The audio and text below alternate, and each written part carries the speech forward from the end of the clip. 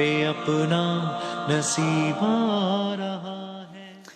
ایک بار پھر آپ کو خوش آمدید کہتے ہیں. کوئکلی آگے بڑھتے ہیں. اب ہمیں ریکیپ میں اس کو کنکلوڈ کرنا ہے اسی سیگمنٹ میں انشاءاللہ. ریاست مدینہ قائم ہو گئی ہے. اب چونکہ دنیا کے چپے چپے پہ کفر کا نظام تھا تو ان کو یہ اسلامی ریاست کیسے بھاتی, کیسے قابل قبول ہوتی؟ تو اہل مکہ جب تک رسول اللہ مکہ میں رہے تب تک اہل مکہ کو وہ اپنے آپ کے لیے تھریٹ لگتے تھے, ان میں سے اکثریت کو, کہ ہمارا دین چیلنج کیا ہے.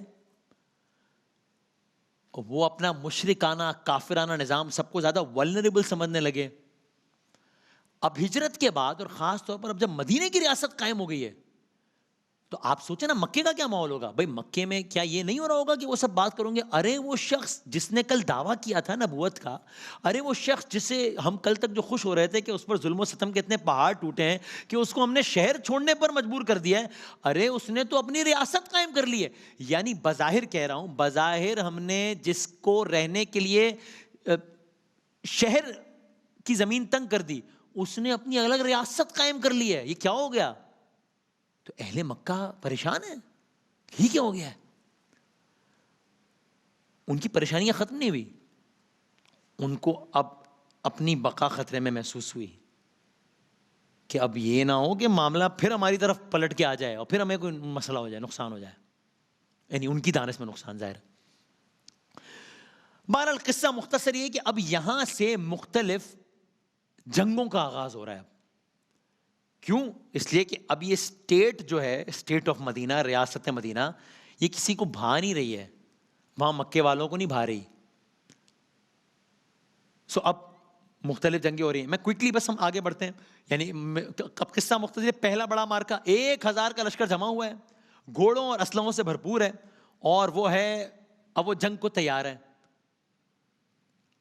یعنی ظاہر خواہش ہے کہ محمد و اصحاب محمد صلی اللہ علیہ وآلہ محمد اور انصار محمد صلی اللہ علیہ وآلہ وسلم کو اب فزیکلی ایلیمینیٹ کیا جائے. اب یہی واحد طریقہ ہے کہ انہیں صفحہ ہستی سے مٹا دیا جائے. پورے عرب میں چرچا ہے اس جنگ کا. 1000 کی فوج ہے, اپیرنٹلی بہت بڑی ہے, قبیلوں کے لحاظ سے بہت بڑی فوج ہے یہ اس زمانے کے لحاظ سے. قصہ مختصر یہ کہ ایک مقام پہ آ کر لشکر آمنے سامنے ہے, اسے بدر کہتے ہیں. کنواں ہے بدر, لیکن ایک مسئلہ ہے کیا, وہاں 1000 ہتھیار بند گھڑ سوار ہیں. یہاں کتنے؟ 313. کمپیریزن نہیں ہے. اچھا تعداد میں کم ہو, ٹیکنالوجی میں زیادہ ہو, ہتھیار میں زیادہ ہو تو مینج ہو سکتا ہے. نو, یہاں یہ معاملہ بھی نہیں ہے. بھائی یہاں تو پاپ پیادہ بھی ہیں, لوگ پیدل بھی ہیں, سواری بھی نہیں ہے صحیح سے. یعنی قصہ مختصر یہ کہ بائی آل مینس ریشو 1:3 کا ہے, 1 بمقابلہ 3 ہے. یہاں تک کہ اب فوج دونوں کی صف بستہ اور سفارہ ہو گئی. چونکہ کمزوروں کو ختم کرنے کا معاملہ تھا, کوئی سردار پیچھے ہی نہیں رہنا چاہتا تھا. صف اول کے جو 11 سردار تھے وہ فوج میں شامل تھے, بڑے جوش جذبے کے ساتھ آئے تھے کہ اب یہ معاملہ ختم کریں ونس فار آل. یعنی اگر یہاں پر اس جنگ میں وہ جیت جاتے تو پھر فیصلہ کون ہو سکتا تھا نا معاملہ مار کا, کہ ہاں ایک شخص اٹھا, اس نے ہمارے خداؤں کو چیلنج کیا, ہم نے اس پر ستم ڈھائے, پہلے اس کے چاہنے والوں پر, پھر اس پر, اس کو شہر بدر کیا, وہ دوسرے شہر چلا گیا, وہاں اس نے ریاست قائم کر دی, ہم اپنا لشکر لے کے آئے, ہم نے اسے ختم کر دیا, بات ختم. یہ ہو سکتا تھا, وہ یہ سوچ کر آئے تھے. لیکن اور جب انہوں نے دیکھا ہوگا کہ یہ تو 1:3 ہے تو ارمان اور جاگ گئے ہوں گے کہ چلو اب تو معاملہ ہی ختم ہو گیا, ہر لحاظ سے ہم غالب ہیں. وہ یہ سمجھ رہے تھے, وہ اپنی تدبیر کر رہے تھے, اللہ اپنی تدبیر کر رہا تھا. یہاں سے غیبی مدد کا آغاز ہوا. آسمانوں پر فرشتوں کو حکم ہوا, جاؤ اہل ایمان کے قدم مضبوط کرو, مشرکین کے دلوں میں خوف پیدا کرو. پہلے ہی مرحلے میں دو بدو مقابلہ ہوا. جب دو بدو مقابلہ ہوا, پہلے مرحلے میں مشرکین کے 3 بڑے سردار مارے گئے. اعلان جنگ ہو گیا. حیرت انگیز مناظر دیکھنے کو ملے. لمحوں میں وہ مشرکین جو اپنے خداؤں کی قسمیں کھاتے ہوئے آئے تھے، اپنا ہتھیار، اپنا ساز، اپنا سامان، اپنے ساتھیوں کی لاشیں چھوڑ کر مکے کی طرف فرار ہونے لگے. 11 سردار جو شمع رسالت بجھانے آئے تھے، 11 کے 11 قتل ہو گئے. یہ 11 لوگ نہیں مرے ہیں، یہ سارا مورال گر گیا، ختم، بات ہی ختم، مورال ختم ہو گیا. کیا سوچ کر آئے تھے کیا ہو گیا ہے؟ یہ ہو کیا رہا ہے سمجھ ہی نہیں آ رہی ان کو. یعنی گویا مکے میں صف ماتم بچ گئی اور پورے عرب میں محمد صلی اللہ علیہ وآلہ وسلم کا شہرہ مچ گیا. عرب نے جان لیا کہ یہ جو ریاست قائم ہوئی ہے یہ ایک طاقتور ریاست ہے، اس کو چیلنج کرنا آسان نہیں ہے. تو اب مکے میں ایک طرف پہلے تو ڈی مورلائز ہو گئے سب، لیکن اب انتقام کی آگ تو اور عروج پہ پہنچ گئی نا. اب اور اہتمام ہو رہا ہے، سلسلہ آگے بڑھ رہا ہے. میں تیزی سے آگے بڑھتا ہوں. باقی لوگوں نے انتقام لینے کی قسمیں کھائیں، سال بھر تیاریاں کی گئیں کہ ایک اور مارکا کرنا ہے. پہلے شکست ہو گئی تو کیا، اب شکست دے کر آئیں گے. مال جمع ہو رہا ہے، بھائی فائنانسز چاہیے نا، مال جمع ہو رہا ہے، دولت جمع ہو رہا ہے. 1 سال تک یہ کام کیا گیا. اب کی دفعہ لشکر 3000 کا ہے. ایک اور مارکا ہو رہا ہے، اسے احد کہتے ہیں. اہل اللہ اہل شیطان ایک دوسرے کے سامنے میدان احد میں سفارا ہے. یہ مارکا بھی سر ہوا. احد کے میدان میں بھی مختلف مراحل سے گزرنے کے بعد فتح حاصل ہو گئی. یہ ہو کیا رہا ہے ان کو سمجھ نہیں آ رہی کچھ. بدر کے بعد احد، یہ کیا ہو رہا ہے؟ انتقام کیا اور عروج پہ پہنچ رہی ہے، بات آگے بڑھ رہی ہے. مشرکین مکہ نے اب گویا پورے عرب میں آگ لگا دی کہ یہ جو مدینے کی ریاست ہے نا، یہ تو پورے عرب پہ نہ قبضہ کر لے گئی. اس لیے آؤ سب اکٹھے ہوں تو اس ریاست کو ختم کریں. اب اور بڑے لشکر جمع ہو رہے ہیں، اب اور بڑی تعداد میں لوگوں نے اب مدینے پر حملے کا ارادہ کیا ہے. اب یہاں ایک اور اسٹریٹجی وہ آ رہے ہیں. کیا کیا جائے؟ ایک شخص ہے، اسے رسول اللہ سے بہت عشق ہے، اسے محمد بہت عزیز ہیں، محمد کو بھی یہ بہت عزیز ہیں صلی اللہ علیہ وآلہ وسلم، محمد کو بھی بہت عزیز ہیں. صلح مشورہ ہو رہا ہے کہ اسٹریٹجی کیا اپنائی جائے. یہ شخص، یہ ہستی ہے، مشورہ دیتی ہے اور اس کا مشورہ ایکسیپٹ ہو جاتا ہے کہ ایک خندق، گہری خندق کھود لی جائے جو کہ ہمارے اور اس لشکر کے درمیان ہو جائے، وہ لشکر عبور ہی نہ کر پائے. اس شخص کے فیصلے پر عمل ہو جاتا ہے. اس شخص کو سلیمان فارسی کہتے ہیں رضی اللہ تعالی عنہ. خندق کھود دی گئی. اس جنگ کو جنگ احزاب، جنگ خندق بھی کہتے ہیں، جنگ اعظم. اللہ، سورہ احزاب قرآن مجید جس میں وہ ان اللہ و ملائکتہ یصلون علی النبی والی آیت اور بہت ساری، اللہ کی مدد سے یہ احزاب یعنی فوجیں، یعنی افواج، یعنی لشکر ناکام ہوئے. یہ معاملہ بھی سر ہو گیا. کیسے ہوا، کیا ہوا، اگین ڈیٹیلز میں نے چھوڑ دی چونکہ دامن وقت بالکل گنجائش نہیں ہے. بدر، احد، خندق، یہ کیا ہو رہا ہے؟ مکے والوں کو سمجھ نہیں آ رہی، مخالفین محمد کو سمجھ نہیں آ رہی صلی اللہ علیہ وآلہ وسلم. اور پھر اللہ کا کرنا ایسا ہوا کہ اللہ نے مشرکین کے دلوں میں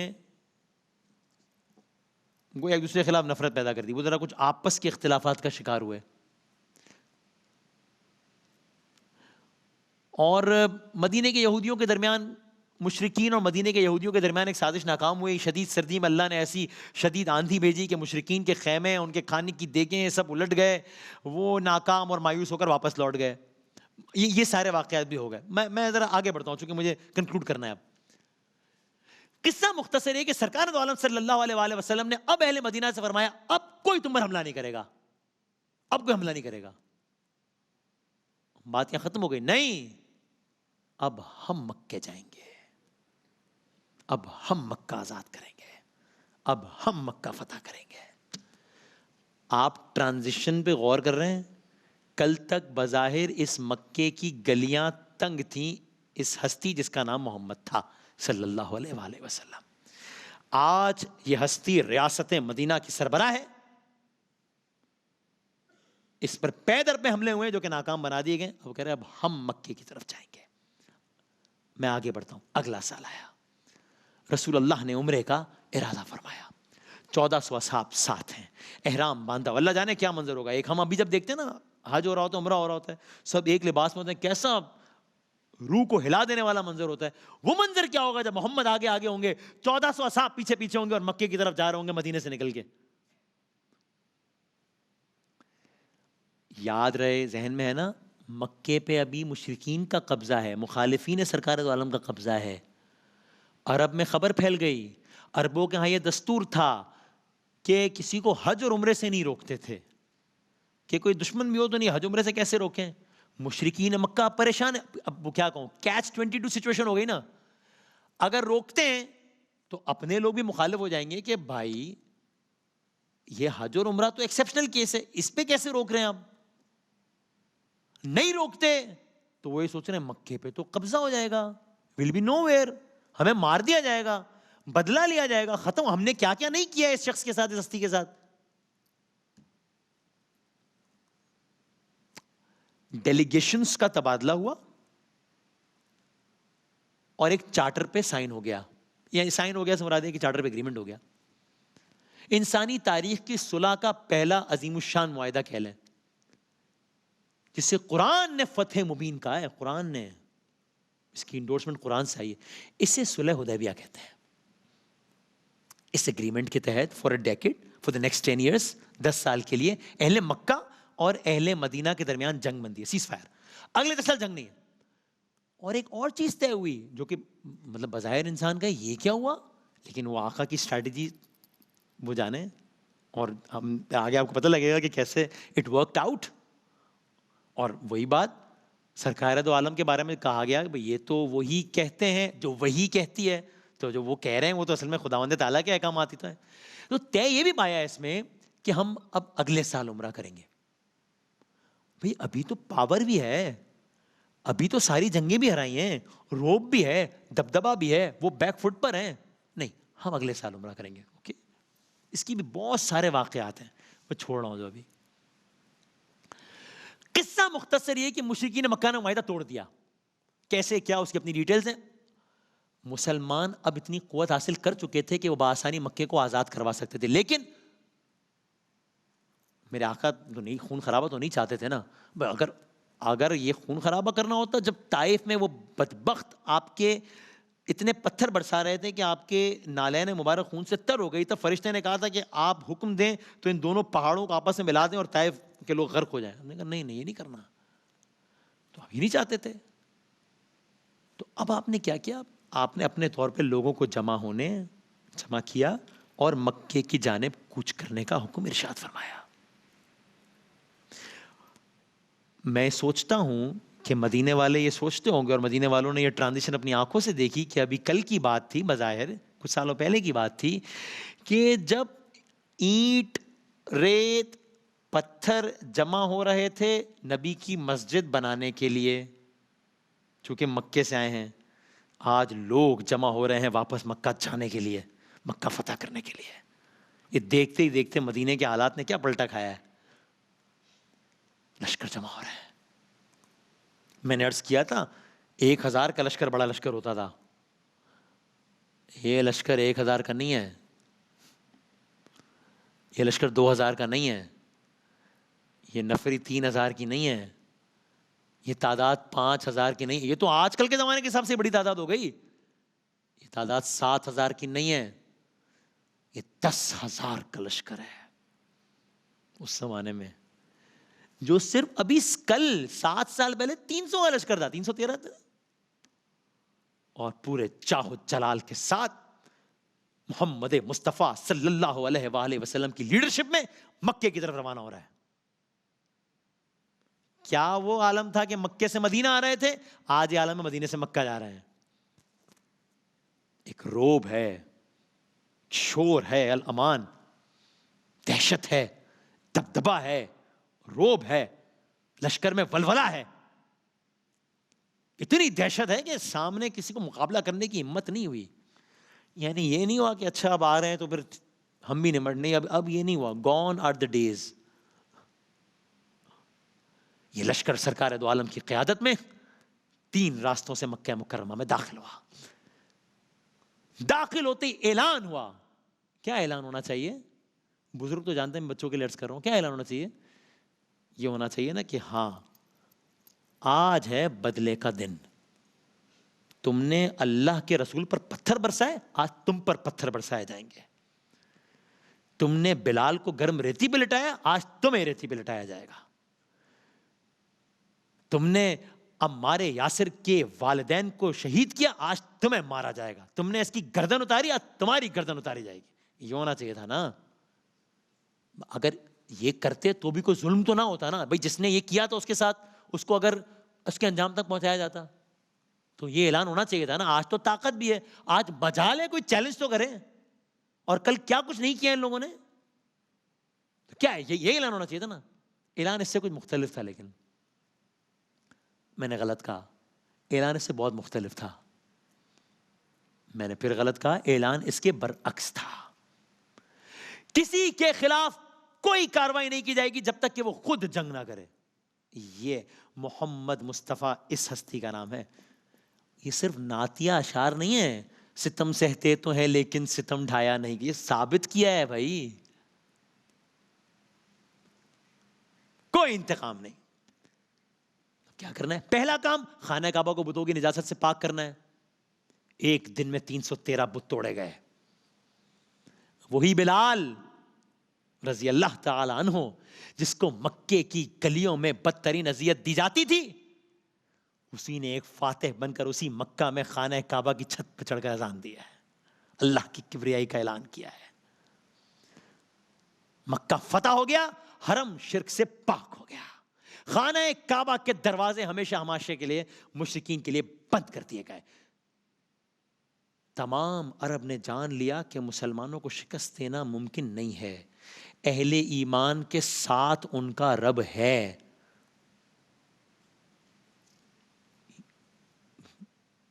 منظرنامہ بدل گیا ہے. اب لازمی تھا کہ پورا جزیرت العرب میں اسلامی ریاست کو قائم کرنا کیا جاتا. تو یوں ہوا کہ اطلاع آئی کہ رومی حکومت مسلمانوں پہ حملہ آور ہو رہی ہے. رسول اللہ نے جنگ کی تیاری کا حکم دیا.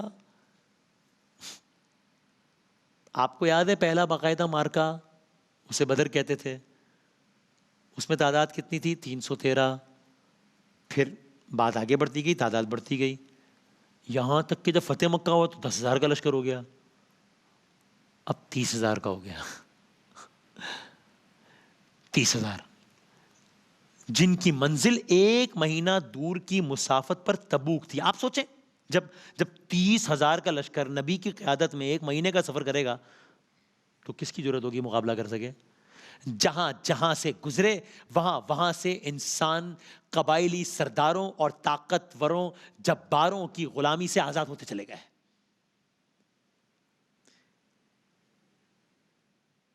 اب وہ وقت آیا کہ جب پورے قبیلے اسلام میں داخل ہونا شروع ہو گئے. اذا جاء نصر اللہ والفتح. یہودیوں کو خیبر میں شکست ہوئی, قبیلہ حوازن کو غزوہ حنین میں شکست ہوئی. ساری ڈیٹیل میں چھوڑ رہا ہوں. اللہ کا دین غالب آ گیا. 10 ہجری آ گئی, داستان ختم ہو رہی ہے. اختتامی لمحات, حجۃ الوداع آ گیا. آپ کو تعداد یاد ہے جب ہم نے بدر سے شروع کی تھی؟ 313, پھر 10,000, 30,000. یہ تو 10 ہجری ہے, حجۃ الوداع ہو رہا ہے. 1.25 لاکھ سے زائد اہل ایمان پورے عرب سے عازم حج ہوئے ہیں. 1.25 لاکھ. اور اب وہ دن آیا جب وہ ذات جس نے اکیلے اسلام کی دعوت کا آغاز کیا تھا. آپ سوچے تو صحیح کہاں سے معاملہ شروع ہوا تھا. ایک شخص تھا, کوئی صفا پہ چڑھا تھا اور دعوت دے رہا تھا. اس کی فیملی کا بائیکاٹ ہو گیا تھا اور کیا کیا نہیں ہوا تھا. 23 سال بعد وہ شخص ہے, 1.25 لاکھ وہ بیٹھے ہیں جو حج کے لیے آئے ہیں. ویسے تو لاکھوں انسان پورے عرب میں دائرہ اسلام میں داخل ہو چکے ہیں. اس میدان میں آپ نے وہ عظیم الشان خطبہ دیا جس کو انسانی تاریخ کا پہلا چارٹر آف ہیومن رائٹس کہا جائے تو غلط نہیں ہوگا. یہ ساری باتیں لفاظی نہیں ہیں کہ وومن رائٹس پہ سب سے پہلے بات کی, چارٹر آف ہیومن رائٹس دیا, اکانومی کے کرائسس کو ایوائڈ کیا, نہیں, ٹالرنس کا جذبہ دیا طائف میں, اور یہ عمل ہے, سب حقیقت ہے, فیکٹس ہیں. اس وقت کہا, سب جانتے ہیں, اسٹوڈنٹس آف ہسٹری تو خاص طور پہ جانتے ہیں, یہ تو ابھی کل کی تو بات ہے کہ امریکہ جیسے ملک میں یہ کالے اور گورے کی تفریق کس حد تک تھی, سب جانتے ہیں. اس وقت کہا بھائی اور کوئی کیا سکھائے گا ہمیں انسانی حقوق, محمد مصطفیٰ کے ماننے والوں کو کوئی کیا سکھائے گا, جس نے 1400 سال پہلے اس وقت کہا کسی کالے کو کسی گورے پر, کسی گورے کو کسی کالے پر فضیلت نہیں ہے. اس وقت کہا تھا بھائی. پھر آپ نے فرمایا میرے بعد گمراہ نہ ہو جانا.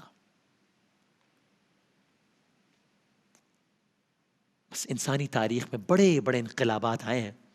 سکندر نے ایک سرے سے دوسرے سرے تک فتوحات حاصل کیے ہیں, چنگیز خان نے دنیا کے ایک سرے سے دوسرے سرے تک کھوپڑیوں کے مینار قائم کیے. لیکن انسانی تاریخ میں یہ 23 سال کی مختصر مدت وہ عظیم دورانیہ ہے جس میں بغیر خون بہائے, بغیر جبر کیے, بغیر ظلم کیے ایک عظیم ترین ایسا انقلاب برپا کیا گیا جس نے لوگوں کے دل و دماغ پر فتح حاصل کی. جو ظالم تھے وہ ظلم سے روکنے لگے, جو بدکار تھے وہ نیکوکاروں کے امام بن گئے. اسے محمد مصطفیٰ کہتے ہیں صلی اللہ علیہ وآلہ وسلم. میں ختم کر رہا ہوں.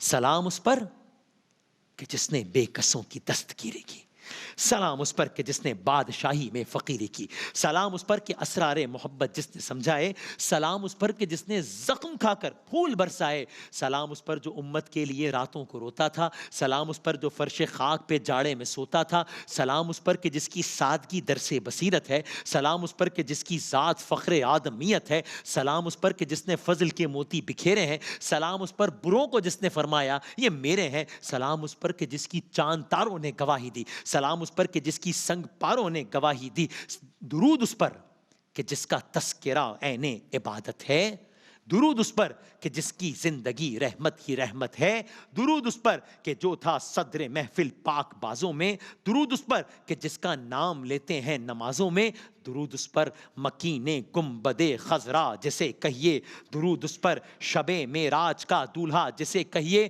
درود اس پر کہ جو ماہر کی امیدوں کا ملجا ہے, درود اس پر کہ جس کا دونوں عالم کو سہارا ہے. وآخر دعوانا ان الحمد للہ رب العالمین. محمد کا روضہ قریب